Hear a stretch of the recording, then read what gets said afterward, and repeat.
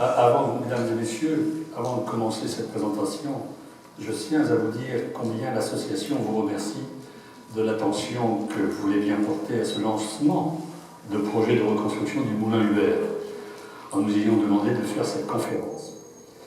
Vous remarquerez qu'un des membres de l'association filme cette conférence. C'est parce que dans les moyens modernes, maintenant, il faut qu'on est sur YouTube, il faut qu'on ait une vidéo, il faut qu'on ait quelque chose. Donc on a pensé utile d'utiliser cette conférence que nous faisons à l'ITL de Rochefort pour pouvoir filmer. Alors, pour compléter un peu la présentation qu'avait voulu faire M. Massier, donc moi je suis né en 1940, je me suis marié en 1964 avec une Charentaise de Genouillé. Et il était hors de question d'imaginer de pouvoir prendre sa retraite ailleurs qu'en Charente-Maritime. La seule chose que j'ai dit lorsque nous étions mariés en 1964, on s'installera d'accord, mais à Rochefort. Et quand je disais ça, on disait à Rochefort en 1964, quelle idée! Et maintenant, les amis qui disaient ça à l'époque, ils me disent quelle bonne idée tu as eue, mais là, tout le mérite en revient à celui qui est ici au premier rang. Bon, ben, nous avons eu 2 fils et puis nous avons 4 petits-enfants, voilà. Et nous nous sommes installés à Rochefort en 1995. Comme vous l'a dit M.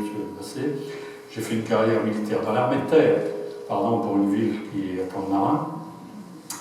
Et après, j'ai quitté l'armée en 1987 et j'ai travaillé ensuite dans différentes entreprises privées jusqu'en 2002. À Rochefort, ben, je suis le premier vice-président du comité Rochefort-Fourage de la Société des membres de la Légion d'honneur. Depuis l'année dernière, je suis le coordinateur du Conseil des sages. Et je suis donc membre du conseil d'administration de l'association Armand Lafayette depuis 1999.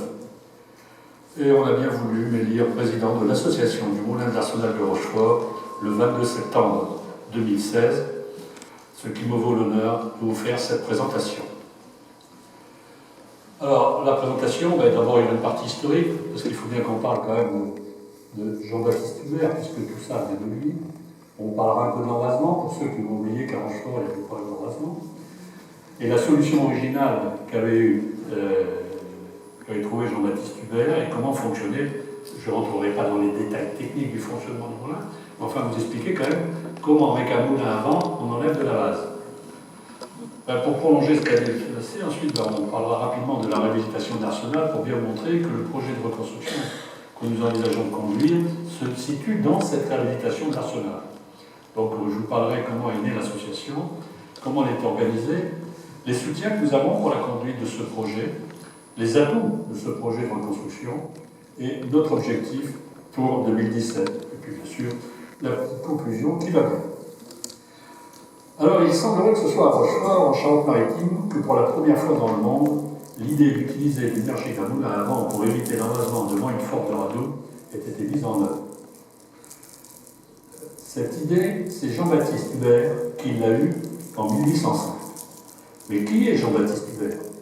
Alors, je veux dire que pour moi, qui ne connaissais pas tant avant, j'ai découvert que c'est un sacré personnage.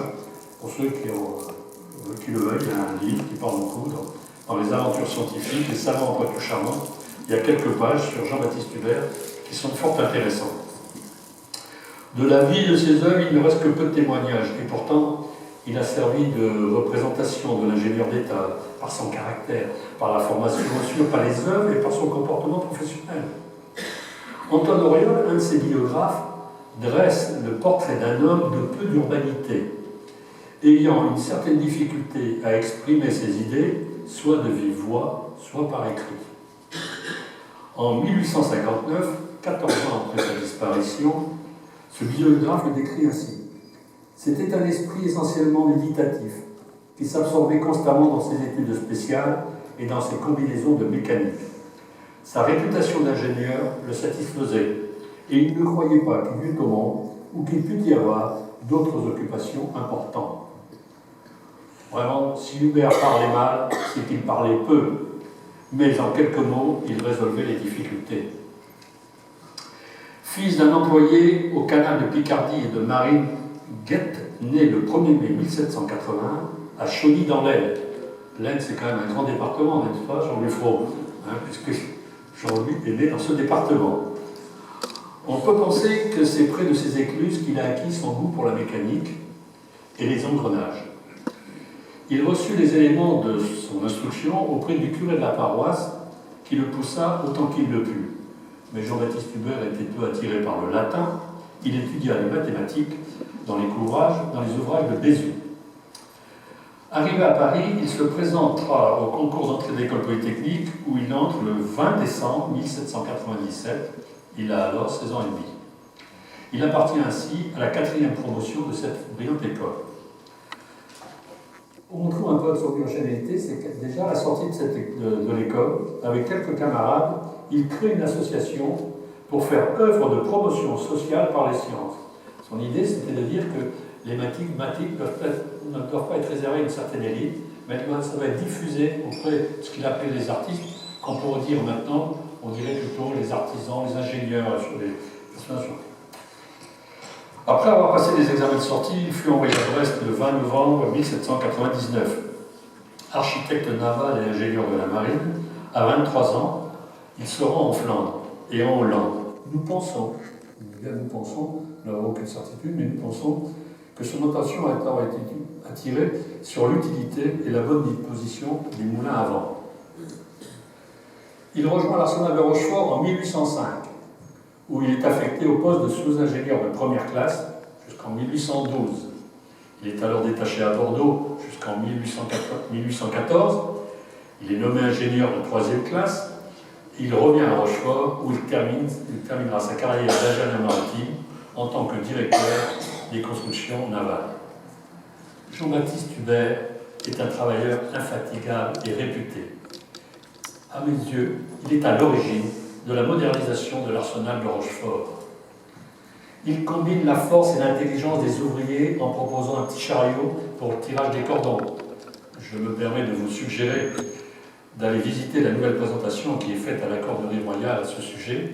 Il y a une très belle exposition qui est faite, et justement, où Jean-Baptiste Hubert est mis aussi à l'honneur, parce que c'est quand même un grand personnage. Autre chose, il a également réalisé de nombreuses machines fonctionnelles. Bien sûr, les moulins à vent spécialisés, le moulin Hubert, c'est-à-dire pour empêcher l'envasement de la Charente, mais aussi le moulin à acier. Et puis, il a aussi participé à la construction de plusieurs navires réputés, dont 23 seront conçus sur ses plans. C'est en Angleterre, où il visita les ateliers de Montlépère et de Faswell, qu'il signa pour le compte de l'État un marché pour l'achat et la livraison au port de Rochefort d'un appareil complet de 160 chevaux. Donc il découvre donc la période de la vapeur.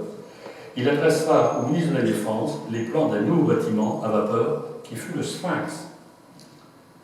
Commencé le 26 juin 1826, le Sphinx fut mis à l'eau le 31 août 1829. Parmi les nombreux bateaux à vapeur qui prirent part à l'affaire d'Alger en 1830, il n'y en eut qu'un qui rendit de bons services, et ce fut celui de Jean-Baptiste Hubert. Je ne peux pas oublier de vous dire qu'il fut nommé chevalier de l'ordre royal de la Légion d'honneur par ordonnance du roi le 11 juillet 1814 et chevalier de Saint-Louis le 22 août 1824. Il est nommé officier de la Légion d'honneur en avril 1833 et commandeur en 1842 par Louis-Philippe Ier.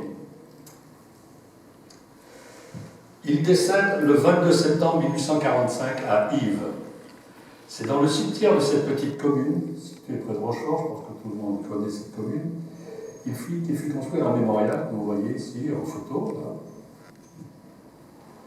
Et lorsqu'il fit construire ce mémorial, il faisait don du terrain à la commune sous réserve de l'enterrement gratuit des habitants décédés du village. Voyez encore une autre particularité de ce personnage. Je ne peux que vous suggérer, lorsque vous prenez la route de Rochefort à La Rochelle, que lorsque vous arrivez à hauteur d'Yves, vous êtes sur la route, vous voyez le clocher, et si vous regardez un petit peu avant, vous verrez ce mémorial qui apparaît. Ce qui fait que maintenant, chaque fois que je vais à La Rochelle, j'ai une pensée émue pour Jean-Baptiste Hubert, puisque je vois ce mémorial. Et je pense que c'est intéressant d'aller dans ce cimetière pour le découvrir. Je vous ai mis la photo de la rue Jean-Baptiste Hubert. Je pense que tout le monde sait où elle se situe. C'est derrière le crypte horticole, là-bas dans le quartier, dans ce coin-là. C'est une petite rue. Bon, je pense qu'il aurait pu en avoir une plus grande, mais bon, on va pas faire grief à l'ancien maire de Rochefort. Alors, à son arrivée, Jean-Baptiste Hubert, quand il arrive à l'Arsenal de Rochefort, il constate avec surprise l'énorme dépense déployée pour nettoyer les abords du bassin de carénage lorsqu'il s'agissait de faire entrer ou sortir un bâtiment. Vous voyez l'image de l'époque, hein. Donc il y avait à ce moment-là, il y avait bien sûr que la double forme, et il y avait tout cet embrasement qui se mettait ici. Alors à l'époque, le dragage était effectué à l'aide de 56 bœufs qui tiraient des grosses pelles à bois pendant 4 à 5 mois.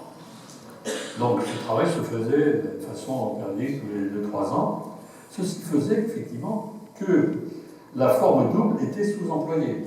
Cette forme-là était bien sûr sous-employée parce qu'on y construisait des bateaux et certains bateaux, lorsqu'ils étaient construits, ne pouvaient pas en sortir parce qu'il y avait la vase qui était là qui empêchait de sortir.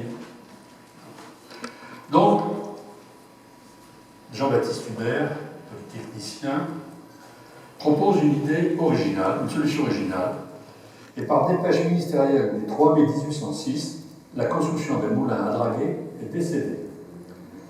L'énergie nécessaire pour faire manœuvrer la drague sera fournie par un moulin à vent de 31 mètres de haut. Sur la photo que vous avez à l'écran, c'est une photo qui date de 1866, et il y a 6 ailes. Mais à la création, ce moulin n'avait que 4 ailes.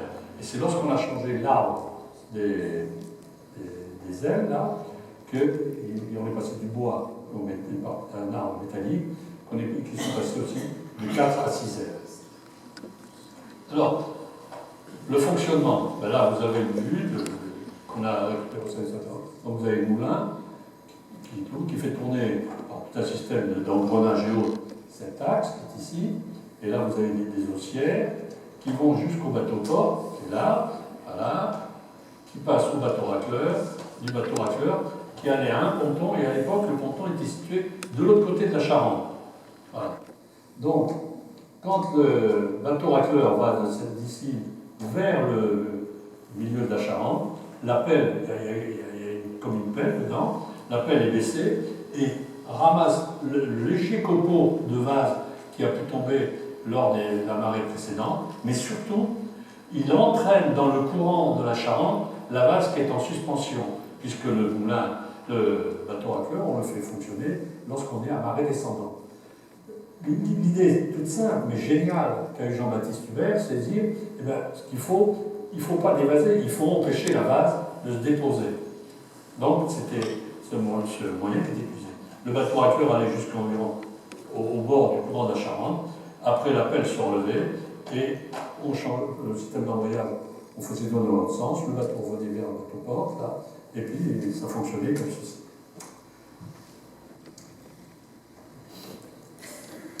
Puisque 25 jours d'activité par an suffisent aux besoins de l'arsenal, il n'y a qu'une seule forme de radoub à l'époque, hein, je vous le rappelle, de ce fait, un surplus d'énergie est créé en dehors des marées descendantes.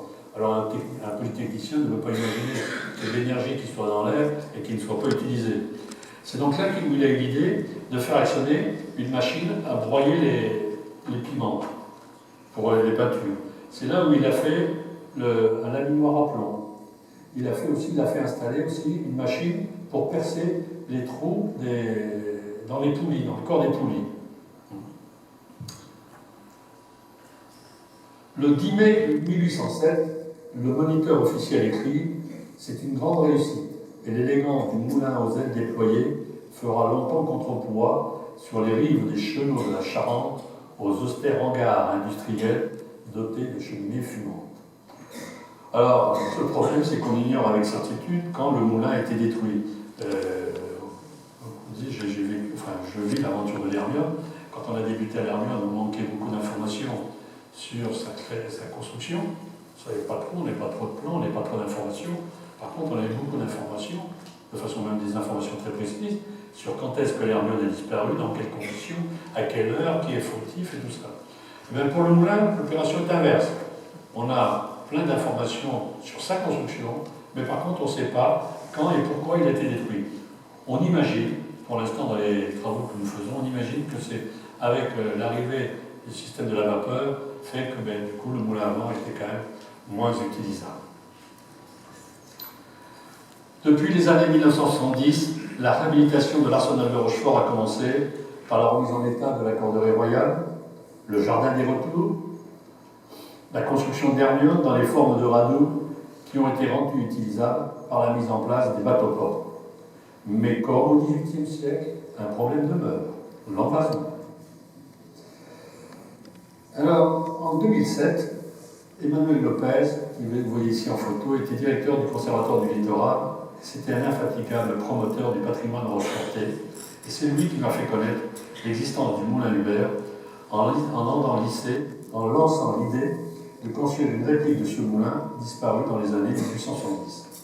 Pour les élections municipales de 2008, nous avions inscrit dans notre programme lancer un nouveau projet mobilisateur pour la ville après Hermione, la reconstruction de l'un des moulins Hubert dont la ville, silhouette visible de très loin, renforcerait l'idée originale de Rochefort. Administrateur d'Hermione, je constate que pour organiser les entrées et sorties de la forme Napoléon III, d'abord déjà de la double forme en 2012, puis de la forme Napoléon III, il faut planifier ces mouvements de sortie plusieurs mois à l'avance, afin de connaître les disponibilités de la drague, qui devra intervenir pour dévaser le devant de la forme au plus près de la date des mouvements. Le coût de ces travaux de dragage est important. À l'époque, 100 à 150 000 euros. On m'a dit il y a 3 jours là, que même ça va un peu augmenter maintenant. Et tant pour la sortie que pour l'entrée de la forme de radeau. En plus, il ne faut pas oublier que du 15 juin au 15 septembre, normalement, il y a un arrêté préfectoral qui dit qu'on n'a pas le droit de faire du dévasement en grande quantité. Et puis, comme en 1806, vous le voyez maintenant, la forme double est sous-employée dans sa partie aval. Autant la partie amont, il y a la chroma, mais dans la partie aval, pour l'instant, on ne peut rien y faire, parce qu'on ne sait pas ouvrir le bateau-port de façon régulière, en tenant compte simplement des marées. C'est une des raisons qui explique que le projet qu'à une certaine époque, François Asselin et Laurent Darol, qui était directeur de projet, qui avait envisagé de créer une société de chantier d'Arsenal, ils ne pouvaient pas aller chercher des clients parce qu'ils ne savaient pas quand est-ce qu'on pourrait ouvrir le bateau-port. Donc voilà ce qui m'a provoqué, que je pensais à l'idée d'Emmanuel Lopez. Et donc j'ai dit, tiens, il faudrait qu'on essaye de relancer ce projet. Mais comme je n'ai pas de grandes compétences en histoire et en d'autres domaines, je me suis dirigé vers Denis Rolland, qui est le conservateur du musée de la Marine. Et avec lui, nous avons donc accepté de réunir les adeptes de ce projet passionnant et, pour l'instant, jugé déraisonnable, comme nous l'a dit un jour François Asselin, mais il a dit, il y a une autre époque, il y a eu un projet déraisonnable qui a été lancé, c'est l'Hermione, on a vu ce que ça donnait, donc on peut faire confiance à ceux qui se lancent dans ce projet. Alors, il existe une maquette d'époque, au X10e, au musée de la Marine à Rochefort, auprès de laquelle une première réunion d'information sur le lancement de projet de reconstruction a eu lieu le 23 mai 2016. Lorsqu'avec Denis Rolland, on avait lancé cette réunion, on avait prévu qu'il y aurait peut-être une trentaine de personnes qui s'intéresseraient à l'idée que nous avions. La salle était comble et l'enthousiasme palpable, comme s'il y avait trop longtemps qu'on attendait de s'engager pour quelque chose. Il n'y a plus de doute, ça vaut la peine de continuer.